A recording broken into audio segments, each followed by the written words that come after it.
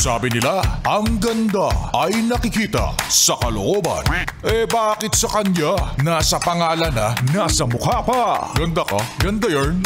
Ito na, ang nagmamaganda at feeling diva. Ganda Wanda! Sana sinabi mo na kaya hindi mo ako pinupost kasi hindi pala ako ang original. Sana sinabi mo na kaya hindi mo ako pinupost kasi hindi pa pala kayo hiwalay. Kaya na ba ang sinasabi ko? Nalintikan na. Mga yes, it's me, it's your girl DJ Ganda Wanda. Kasama nyo na ngayong Friday night. At halatang Friday night dahil rinig na rinig nyo sa aking mga boses ang ligaya. Ay, ang sesaya. Pero going back, unang buwan pa lang ng January ate. Unang buwan pa lang ng January. Redundant yan.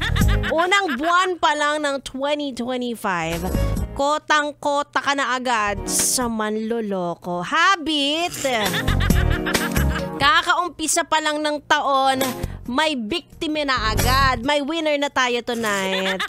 Diba? Huwag ka nang umilag. Ikaw na to na hindi pinopost. Ikaw na hindi pinapakilala sa magulang. Dahil nga hindi original. Hala! Parang dapat yata sa'yo, yes friend, ay matutong magsala ng manliligaw para hindi ka nagkakamali.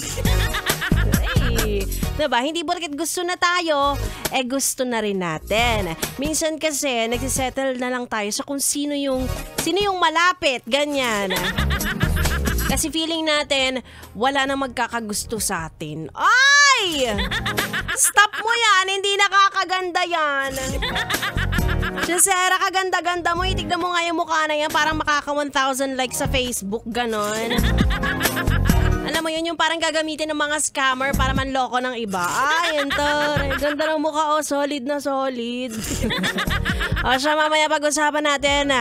Pag-usapan nating magaganda. Kung ano bang klase ng manliligaw o lalaki ang dapat mong iwasan. Gusto mo yon? If gusto mo, sige na nga, samahan mo ako hanggang alas 9 ng gabi. Again, it's me, Ganda Wanda. Dito na sa station number 1 sa kagandahan. 101.1, yes, FM, solid. O giliw na